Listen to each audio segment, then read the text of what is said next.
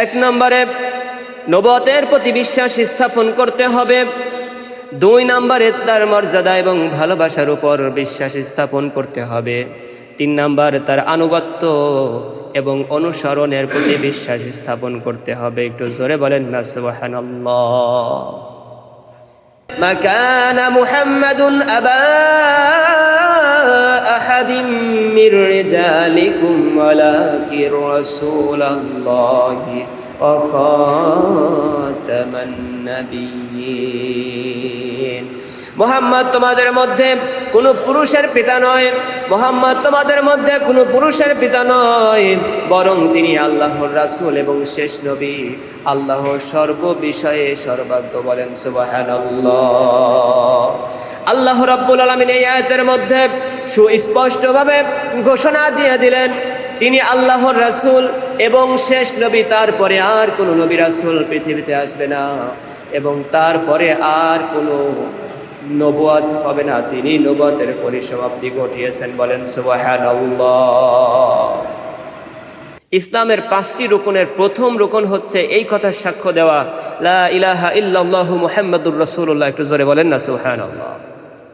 আল্লাহ ছাড়া কোনো মাবুদ নাই, কোনো ইলাহ নাই, এবং মুহাম্মদ সাল্লাল্লাহু আলাইহি ওয়াসাল্লাম আল্লাহর বান্দা এবং রাসূল। সুবহানাল্লাহ করেন।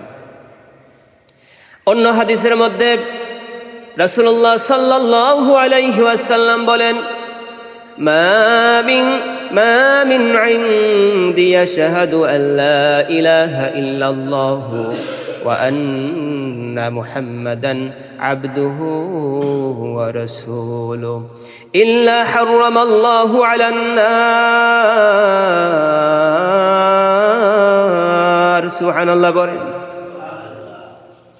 আল্লাহর নবী সাল্লাল্লাহু আলাইহি ওয়াসাল্লাম বলেন, যে কোনো বান্দা যদি সাক্ষ্য প্রদান করে আল্লাহ ছাড়া কোনো মাবুদ নাই এবং ইবাদত পাওয়ার যোগ্য কেউ নাই, এবং মুহাম্মদ সাল্লাল্লাহু আলাইহি ওয়াসাল্লাম আল্লাহর বান্দা এবং রাসূল, আমার রাসূল সাল্লাল্লাহু আলাইহি ওয়াসাল্লাম বলেন, এই কথা সাক্ষ্য দেওয়ার পরে তার জন্য আল্লাহ রাব্বুল আলামিন জাহান্নাম হারাম করে দিবেন, নিষিদ্ধ করে দিবেন। একটু জোরে বলেন না সুবহানাল্লাহ। যে ব্যক্তি এই কথা সাক্ষ্য দেবে আল্লাহ ছাড়া কোনো মাবুদ নাই, কোনো ইলাহ নাই, মুহাম্মদ সাল্লাল্লাহু আলাইহি ওয়াসাল্লাম আল্লাহর বান্দা ও রাসূল, এই কথা সাক্ষ্য দেওয়ার সঙ্গে সঙ্গে আমার রাসূল বলেন তার জন্য জাহান্নাম হারাম হয়ে যায়। একটু জোরে বলেন না সুবহানাল্লাহ। তার জন্য জাহান্নাম হারাম হয়ে যায়। সুবহানাল্লাহ বলেন। সম্মানিত হাজিরিন, এখন প্রশ্ন হলো যে রাসূলুল্লাহ সাল্লাল্লাহু আলাইহি ওয়াসাল্লামকে বিশ্বাস করার অর্থ কি? রাসূলুল্লাহ সাল্লাল্লাহু আলাইহি সাল্লামকে রাসূল বলে বিশ্বাস করার অর্থটা কি? এই অর্থে 3টি বিষয়ের উপর বিশ্বাস স্থাপন করতে হবে। মুহাম্মদকে রাসূল বলে বিশ্বাস করার অর্থ 3টি বিষয়ের উপর বিশ্বাস স্থাপন করতে হবে। কয়টি বিষয়? 3টি। 1 নম্বরে নবুয়তের প্রতি বিশ্বাস স্থাপন করতে হবে। 2 নম্বরে তার মর্যাদা এবং ভালোবাসার উপর বিশ্বাস স্থাপন করতে হবে। 3 নম্বর তার আনুগত্য এবং অনুসরণের প্রতি বিশ্বাস স্থাপন করতে হবে। একটু জোরে বলেন না সুবহানাল্লাহ। এই 3টি বিষয়ের উপর বিশ্বাস স্থাপন করতে হবে। আমার রাসূল সাল্লাল্লাহু আলাইহি ওয়াসাল্লামকে রাসূল বলে বিশ্বাস করার অর্থ। সুবহানাল্লাহ করেন। সম্মানিত হাজিরিন, আজকে আমরা এই বিষয় নিয়েই সংক্ষিপ্ত সময়ের মধ্যে যে কয় মিনিট সময় পাই, এই কয় মিনিট সময়ের মধ্যেই আলোচনা করার চেষ্টা করব। আল্লাহ রাব্বুল আলামিন তৌফিক দান করুক। সকলে বলি আমিন। সম্মানিত হাজিরিন, তার নবুয়ত এবং রিসালাতের বিশ্বাসের অর্থ হলো মহান আল্লাহ এবং তার নবী এবং রাসূলের দায়িত্ব এবং পদমর্যাদা প্রদান করেছেন। সুবহানাল্লাহ করেন। এবং তার নবুয়ত সর্বজনীন এবং তার মাধ্যমে নবুয়তের সমাপ্তি ঘটেছে। আমার রাসূলের মাধ্যমেই নবুয়তের সমাপ্তি ঘটেছে। তারপরে আর কোনো নবী রাসূল আসবে না। আমার রাসূলের পরে আর কোনো নবী রাসূল পৃথিবীতে আগমন করবে না। তার নবুয়তের সমাপ্তি এ পর্যন্তই। সুবহানাল্লাহ করেন। এই সকল বিষয়ে কোরআন এবং হাদিসে অগণিত নির্দেশনা আছে।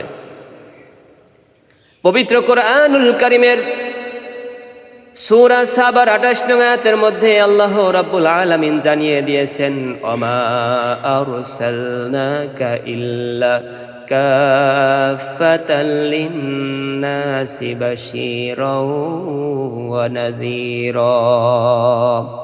আল্লাহ রাব্বুল আলামিন বলেন, আমি তো তোমাকে সমগ্র মানব জাতির জন্য সুসংবাদ প্রদানকারী এবং ভয় প্রদর্শনকারী হিসাবে প্রেরণ করেছি। বলেন সুবহানাল্লাহ। আমাদের নবীকে আল্লাহ রাব্বুল আলামিন এমনি এমনি পাঠায় নাই। আমাদের নবীকে আল্লাহ রাব্বুল আলামিন সুসংবাদদাতা হিসাবে পাঠিয়েছেন, ভয় প্রদর্শনকারী হিসাবে পাঠিয়েছেন। অন্য আয়াতের মধ্যে আল্লাহ রাব্বুল আলামিন বলেন, কুল ইয়া আইয়ুহান নাসু ইন্নী রাসূলুল্লাহি ইলাইকুম জামিআ। সুবহানাল্লাহ পড়েন। আল্লাহ রাব্বুল আলামিন সূরা আরাফের 158 নং আয়াতের মধ্যে জানিয়ে দিচ্ছেন, কুল ইয়া আইয়ুহান নাস, বলো হে মানব জাতি, ইয়া আইয়ুহান নাস, বলো হে মানব জাতি, ইন্নী রাসূলুল্লাহি ইলাইকুম জামিআ, নিশ্চয় আমি তোমাদের সকলের প্রতি আল্লাহর পক্ষ থেকে প্রেরিত একটা রাসূল প্রদান করলাম, রাসূল পাঠালাম। অন্য আয়াতের মধ্যে আল্লাহ রাব্বুল আলামিন বলেন, তাবারাকাল্লাযী নাজ্জালাল ফুরকান আলা আবদিহি লিয়াকুনা লিল আলামিন নাযীর। আল্লাহু আকবার। আল্লাহ রাব্বুল আলামিন পবিত্র কোরআনুল কারীমের সূরা ফুরকানের 1 নং আয়াতের মধ্যে বলেন, নিশ্চয় মহিমাময় যিনি তার বান্দার উপর ফুরকান নাজিল করেছেন। বলেন সুবহানাল্লাহ। কোরআনের আরেকটা নাম হচ্ছে ফুরকান। কোরআনের আরেকটা নাম হচ্ছে ফুরকান। আল্লাহ রাব্বুল আলামিন বলেন, আমি আমার বান্দার উপরে ফুরকান নাজিল করেছি। বলেন সুবহানাল্লাহ।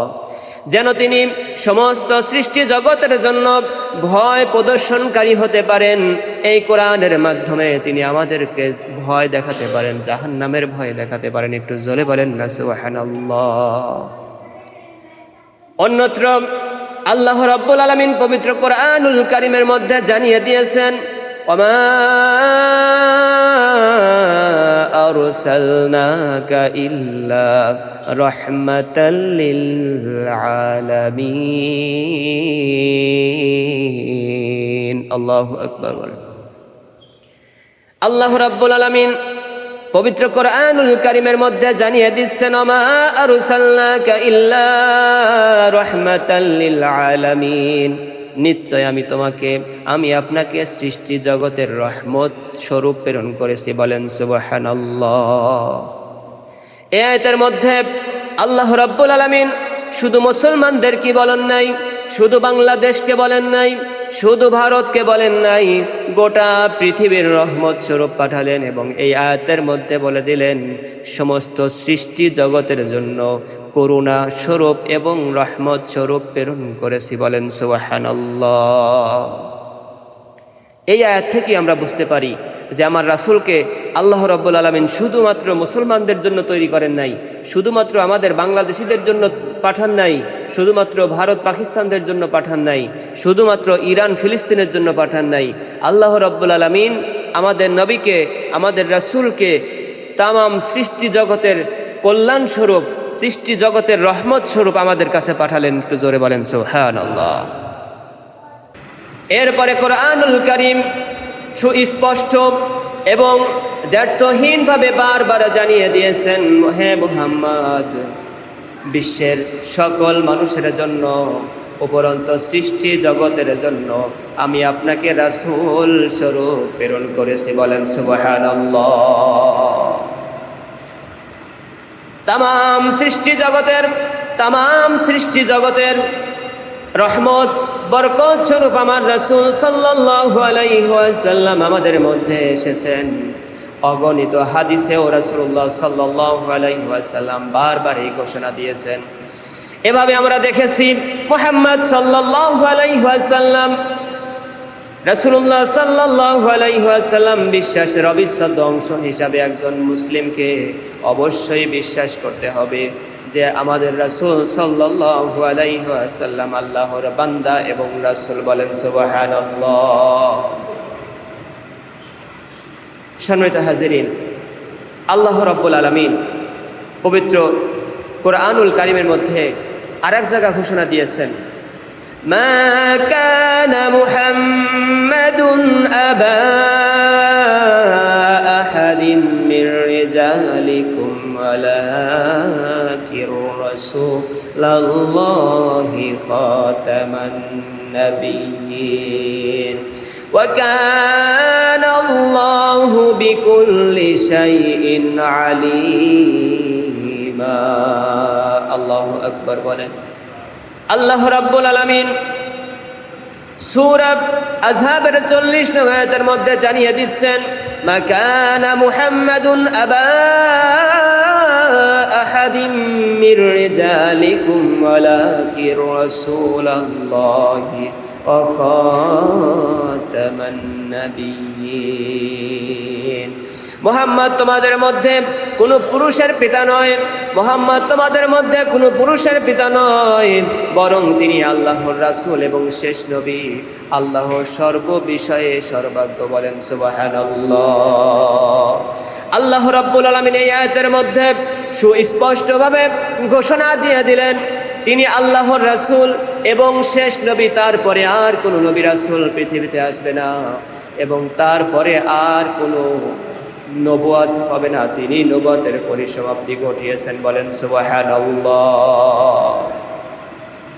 সম্মানিত হাজিরিন, মুতাওয়াতির পর্যায়ে বর্ণিত অর্ধ শতাধিক সহিহ হাদিসে নবুয়ত এবং রাসূলুল্লাহ সাল্লাল্লাহু আলাইহি সাল্লামের নবুয়তের মাধ্যমে পরিসমাপ্তির এই বিষয়টা উঠে এসেছে। প্রায় অর্ধ শতাধিক হাদিসের মধ্যে সহিহ হাদিসে রাসূলুল্লাহ সাল্লাল্লাহু আলাইহি সাল্লামের এই নবুয়তের সমাপ্তির কথা উঠে এসেছে। একটু জোরে বলেন না সুবহানাল্লাহ। আন আবি হুরায়রা রাদিয়াল্লাহু তাআলা আনহু قال قال رسول الله صلى الله عليه وسلم كانت بنو إسرائيل تساسوهم الأنبياء كلما هلك نبي خلفاه نبي وإنه نبي بعدي وسيكون خلفاء فيكثرون قالوا فما تأمرون قال فوابي بعيات الأول فأول لأعطوهم حقهم فإن الله سائلهم عما استرعاهم। سبحان الله বলেন। হযরতে আবু হুরায়রা রাদিয়াল্লাহু তাআলা আনহু থেকে বর্ণিত, তিনি বলেন, ইসরাইল সন্তানদেরকে, বনি ইসরাইলদেরকে শাসন করতেন নবীগণ। বনি ইসরাইলদের শাসন করতেন নবীগণ। নবীগণ বনি ইসরাইলদের শাসন করতেন। যখনই কোনো নবী মৃত্যুবরণ করতেন তখনই সঙ্গে সঙ্গে তাদের মধ্য থেকে একজনকে আল্লাহ রাব্বুল আলামিন তাদের স্থল বিভক্ত করে দিতেন। বলেন সুবহানাল্লাহ। যখনই বনি ইসরাইলদের মধ্যে নবী শেষ হয়ে যেত, নবী ইন্তেকাল করতেন, মারা যেতেন, পরবর্তীতে আল্লাহ রাব্বুল আলামিন আবার ওই স্থানে, ওই জনপদে, ওই তাদের মধ্যে একজন নবী প্রেরণ করতেন, আবার নবী প্রেরণ করতেন। আর আমার নবী বলেন, কুল্লামা হালাকা নাবিয়্যা খুলাফাউ নাবিয়্যা ইন্নাহু লা নবী বা'দি। আমার নবী বলেন, আমার পরে আর কোনো নবী নাই, কিন্তু খলিফা থাকবে। আমার নবী বলেন, আমার পরে আর কোনো নবী আসবে না, কিন্তু নবী আসবে না। এই কথা বলে আমার রাসূল শেষ হয়ে যায়নি। আমার রাসূল বলেন, আমার পরে আর কোনো নবী নাই, কিন্তু খলিফা থাকবে। বলেন সুবহানাল্লাহ। উপস্থিত সাহাবীগণ প্রশ্ন করলেন, ইয়া রাসূলুল্লাহ, ইয়া হাবিবাল্লাহ, আমাদেরকে এই বিষয়ে আপনি কি নির্দেশ দিচ্ছেন? আমার রাসূল সঙ্গে সঙ্গে উত্তর দিয়ে দেন, ওয়াকালু বিবাইআতি আউয়ালি ফাআউয়ালি আতুহুম হাক্কাহুম। সুবহানাল্লাহ বলেন। আমার রাসূল সাল্লাল্লাহু আলাইহি ওয়াসাল্লাম এর পরে বলেন, ধারাবাহিকভাবে প্রথম ব্যক্তির পর পরবর্তী ব্যক্তি, এভাবে পর্যায়ক্রমে তোমাদের মাধ্যমে তোমাদের কাছে খলিফা নিযুক্ত হয়ে যাবে, খলিফা থাকবে। তোমাদের কাজ হলো তাদের আনুগত্যের প্রতিরক্ষা করা, প্রতিজ্ঞা রক্ষা করা এবং তাদের প্রাপ্য আনুগত্য প্রদান করবে, তাদের হাতে বায়াত গ্রহণ করবে, তাদের আনুগত্য করবে। আমার রাসূল সাল্লাল্লাহু আলাইহি ওয়াসাল্লাম বলেন, আল্লাহ তাদেরকে তাদের অধীনস্থ জনগণ সম্পর্কে জিজ্ঞাসা করবেন। সুবহানাল্লাহ বলেন। যে খলিফা থাকবে, যে খলিফা নিযুক্ত থাকবে, যে নেতা আপনাদের সামনে থাকবে, ওই নেতাকে আল্লাহ রাব্বুল আলামিন আমাদের সম্পর্কে জিজ্ঞাসা করবেন, ধরবেন। খলিফা হওয়া তো সহজ নয়। খলিফা হলেও বিপদ আছে। আল্লাহ রাব্বুল আলামিন ওই খলিফাদেরকে জিজ্ঞাসা করবেন, তোমার প্রতিনিধি, তোমার জনগণ সম্পর্কে বলো। সুবহানাল্লাহ পড়বেন না? সম্মানিত হাজিরিন, তাই এজন্য আমাদের নবীর পরে আর কোনো নবী নাই। আমাদের নবী শেষ নবী, আমাদের নবীর মাধ্যমেই নবুয়ত শেষ হয়েছে। সুবহানাল্লাহ বলে। তাই এজন্য আমার রাসূল বলেন যে তোমাদের মাধ্যমে খলিফা থাকবে, কিন্তু তারা সংখ্যায় হবে অসংখ্য, এবং তোমাদের প্রথম কাজ হবে তাদের হাতে বায়াত গ্রহণ করা এবং তাদের আনুগত্য করা। সুবহানাল্লাহ পড়ে। তাই এজন্য আমাদের মাঝে তো নবী নাই। নবীর দায়িত্ব যারা পালন করতেছে তাদেরকে আনুগত্য করতে আমার রাসূল সাল্লাল্লাহু আলাইহি ওয়াসাল্লাম নির্দেশ দিয়েছেন। সুবহানাল্লাহ পড়ে। সম্মানিত হাজিরিন, আমরা এমন এক নবীর উম্মত হয়েছি যে নবীর উম্মত হওয়া সৌভাগ্যই শুধু নয়, এটা নসিব। আল্লাহ রাব্বুল আলামিন আমরা না চাওয়া সত্ত্বেও আমাদেরকে দিয়ে দিয়েছেন সেই নবীর উম্মত করে। সুবহানাল্লাহ করেন না? এই নবীর উম্মত হওয়া তো সহজ নয়। অনেক নবীরা আফসোস করেছিলেন যে যদি নবী না হয়ে আখির নবীর উম্মত হতে পারতাম। সেই নবীর উম্মত হয়ে আমরা পৃথিবীতে এসেছি। সুবহানাল্লাহ করবেন না? তাহলে কত ভাগ্যবান আমরা, চিন্তা করছেন একবার? আল্লাহ রাব্বুল আলামিন এই আখির নবীর উম্মত হয়েই যেন আমরা কবর পর্যন্ত যেতে পারি সেই তৌফিক দান করেন। সকলে বলি আমিন। যারা সুন্নত পড়েন নাই, সুন্নত পড়ে না।